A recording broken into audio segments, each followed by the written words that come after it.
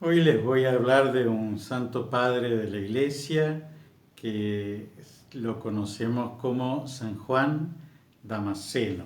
Damasceno porque es de la ciudad de Damasco, en Siria. Y es un gran defensor de los íconos, por eso aquellos que pintamos íconos le debemos un especial agradecimiento porque en un momento, en el siglo octavo, en los años 700, hubo una gran controversia dentro de la Iglesia oriental. Y esa controversia giró alrededor de si se podía o no rendir culto a las imágenes. Ustedes se acuerdan que en el Deuteronomio está prohibido rendir culto a las imágenes porque se lo considera idolátrico. Pero en el arte de la iglesia, que empieza con lo que llamamos el paleocristiano y que después alcanza su esplendor máximo en lo que llamamos el periodo bizantino con la fundación de la ciudad de Constantinopla, se acepta la veneración de las imágenes por parte de la iglesia, entendiendo que la encarnación, es decir, que Dios se haya hecho hombre, supone que nosotros vimos a Dios, es decir, la Virgen María y San José vieron a Dios detrás de Jesús. Los pastores se arrodillaron delante de Dios que está presente en Jesús. Los reyes magos le tributaron a ese niñito su ofrenda de oro, incienso y mirra. Y por lo tanto que la encarnación es el fundamento de que nosotros podamos hablar de Dios a través de las imágenes. Esto tenía mucho que ver también con la evangelización. El hombre que provenía del paganismo estaba acostumbrado al culto de las imágenes y le era difícil desprenderse de esa idea de ver a Dios de alguna manera. Y entonces las imágenes se convirtieron en algo sagrado, en algo que la iglesia estipuló de una manera canónica, es decir, a través de cánones. Y eso es lo que nosotros encontramos a partir del siglo V, representado perfectamente en los iconos. ¿No es cierto? Es decir, los iconos traducen en colores, en formas, en gestos, lo que dice la Sagrada Escritura, los dogmas de nuestra fe, y entonces evidentemente sirvieron mucho para la evangelización. Pero no se sabe exactamente por qué en el siglo VII, quizás en confrontación con los musulmanes que desechaban la veneración de las imágenes, quizás porque hubo una moneda que llevaba la imagen de Jesucristo, que se utilizaba como moneda universal, como si fuera hoy, por decirles, el dólar, y que los musulmanes en un momento deciden rechazar e imprimir sus propias monedas, porque no quieren tener una moneda en donde esté una imagen que ellos consideran idolátrica, y entonces eso también traía problemas económicos. Bueno, lo que importa es que empieza una gran persecución a las imágenes religiosas y a aquellos que se llaman iconódulos. Los iconódulos son aquellos que veneran las imágenes y los iconoclastas son los que destruyen las imágenes. Entonces, entre los iconoclastas y los iconódulos se arma un lío bárbaro, se destrozan muchas iglesias, se sacan muchos mosaicos que son cambiados por unas cruces sin ninguna imagen de Jesucristo. Lo mismo se saquean muchos monasterios, se martiriza a algunos de los monjes. Es decir, es una verdadera confrontación del imperio con la iglesia, el emperador romano de Oriente con la iglesia.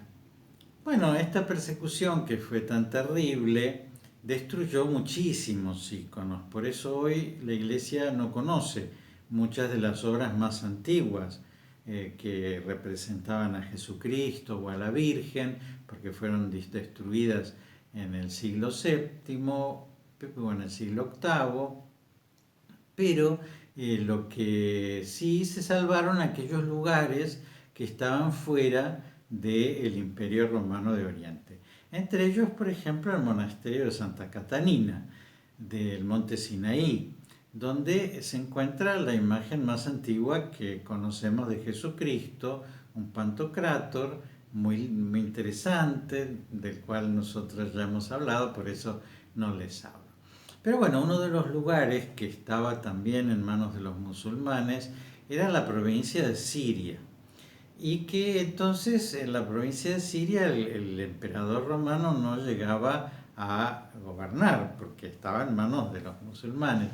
Y entonces ahí había nacido San Juan Damasceno, que había sido hijo de un funcionario, un recaudador de impuestos del el califa de la ciudad de Damasco, y que por eso podía tranquilamente hablar en contra de lo que estaba decidiendo el emperador en Constantinopla y defender la veneración de los íconos, porque ya les digo, estaba fuera de su jurisdicción.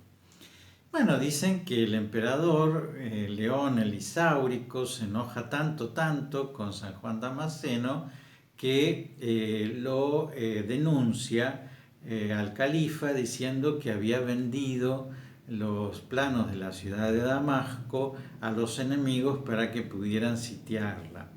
Y entonces el califa de Damasco decide cortarle la mano. Y entonces ahí empieza una tradición o una leyenda, no sabemos qué historicidad puede tener, que es el de la Virgen Trigerusa, que significa la que tiene tres manos. ¿Y qué es lo que pasa? Bueno, que él tiene tanta veneración por las imágenes, tiene una gran veneración a la Virgen, a la Teotocos, es decir, la Madre de Dios, y entonces cuando está preso le dice a la Virgen que lo cuide y que si él no pierde la mano, entonces va a dedicarse a defender las imágenes. Y entonces, bueno, le cortan la mano, aparentemente, según dice la tradición, y la Virgen le repone la mano en su lugar. Y entonces, en agradecimiento por este milagro, San Juan Damasceno manda hacer un exvoto, una manito en forma de plata que le cuelga del cuello a ese icono de la Virgen, que tiene dos manos, ¿no es cierto? Una mano que está sosteniendo al niño, otra mano que está mostrando al niño, dos manos de la Virgen, ¿no es cierto? Como nosotros tenemos dos manos, pero que ahora tiene una tercera mano, que es la mano que le repone a San Juan Damasceno. Y entonces, como después ese ícono él se lo lleva a un monasterio, el monasterio de San Sabas, cerca de Jerusalén, en donde él entra de monje y después se ordena sacerdote, y después el abad de ese monasterio lleva a un monasterio serbio del monte Athos esa imagen, empieza a reproducirse esa imagen, empiezan a copiarla, pero ya esa tercera mano se la pinta como una mano, sino como un exvoto de plata, y entonces cuando uno mira la imagen pareciera que es una mano de la Virgen, pero si uno cuenta se da cuenta que la Virgen tiene tres manos, es decir, que no puede ser, ¿no? Y que entonces esa tercera mano es la mano que le repuso milagrosamente a San Juan Crisóstomo. San Juan Damasceno, perdón. San Juan Damasceno entonces entra en el monasterio de San Sabas, es un hombre muy inteligente, muy dotado, muy conocedor de la filosofía antigua, es un hombre aristotélico, es un hombre que busca explicar, ¿no es cierto?, con la ciencia fenómenos que la superstición atribuía a cosas religiosas o mágicas. Y por ejemplo escribe un libro sobre los dragones y los fantasmas. Miren qué lindo. Diciendo que no existen ni los dragones ni los fantasmas, y explicando cómo hay algunos fenómenos que tienen la naturaleza y que se deben a agentes que son inanimados, ¿no es cierto? Y que por eso, como el trueno o lo que fuera, y que por eso no hay que adjudicárselos a fenómenos animados, ¿no es cierto? Es decir, que tienen ánima, ¿no es cierto? Que tienen alma. Y bueno, de esa manera él aclara muchas cosas en la historia de la iglesia, pero sobre todo aclara muchas ideas acerca de la veneración de las imágenes. Y él dice, lo que es el libro para aquel que sabe leer es el icono o la imagen para aquel que no sabe leer, ¿no es cierto? Y entonces, que como no sabe las letras, imagínense, eran tiempos de un enorme analfabetismo, ¿no es cierto? Y entonces, bueno, era más fácil que supieran leer los colores, los gestos, las formas, que de esa manera entendieran los misterios de Dios y no que lo hicieran a través de un libro, ¿no es cierto? Que era una cosa muy extraordinaria y muy erudita.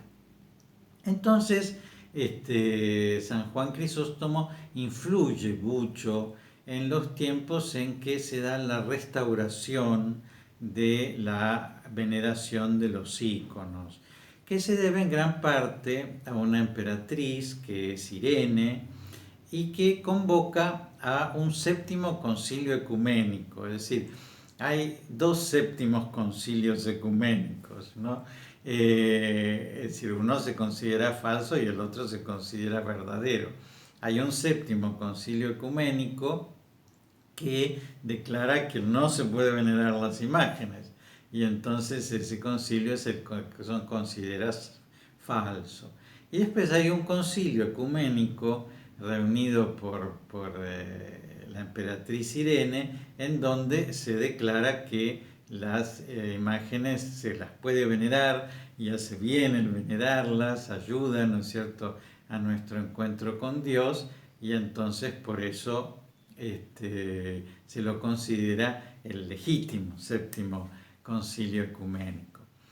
Bueno, y llegó a ser, decir, un santo tan importante, un santo que ayudó tanto a la iglesia en sus ideas, a aclarar sus confusiones, porque el conflicto del iconoclasmo fue un gran conflicto en la historia de la iglesia, sobre todo de la iglesia oriental, que el Papa León XIII, es decir, hace relativamente poco, a fines del 1800, lo declaró doctor de la Iglesia, ¿no? Que son aquellos santos cuya doctrina ha servido para establecer lo que nosotros llamamos la tradición de la Iglesia, ¿no? Es decir, cómo la Iglesia recibe lo que ha sido depositado en ella como la revelación, y a su vez lo transmite, ¿no es cierto? Por eso tradere, ¿no es cierto?, significa entregar, ¿no es cierto?, ¿no? La iglesia recibió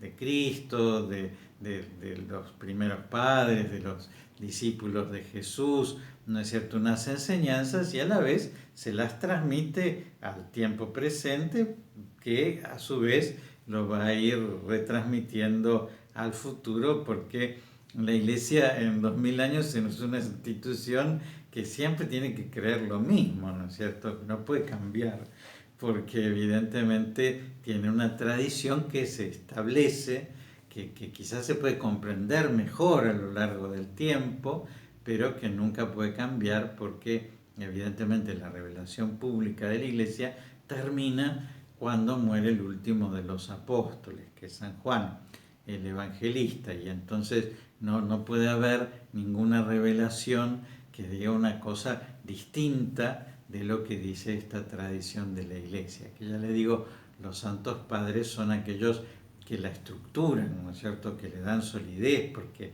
además le dan fundamento, además la relacionan con la filosofía, con lo cual hacen posible que entre en diálogo con la cultura, con la ciencia, con las distintas culturas. Entonces podemos ir a China a evangelizar porque tenemos un marco filosófico de ideas que podemos transmitírselas a alguien que viene de una tradición completamente distinta de la nuestra. Así que bueno, le debemos a este San Juan Damasceno el poder venerar las imágenes que tanto bien nos hacen, el que nosotros los iconógrafos podamos hacer este ejercicio tan lindo de escribir las imágenes, de contar en colores y en formas lo que es Dios, lo que son los santos, lo que nos dice la Sagrada Escritura. Y bueno, y además es ya les digo, el inventor, por decirles, del icono de la Virgen de las tres manos. Bueno, será porque la Virgen, como da manos llenas, no le alcanzan las dos que tiene para derramar todos los dones que ella quiere derramar sobre nosotros. Así que vamos a pedirle a esa trijerusa, a esa Virgen de las tres manos, que derrame la abundancia de su bendición sobre todos ustedes. Que Dios los bendiga y los proteja en el nombre del Padre y del Hijo y del Espíritu Santo.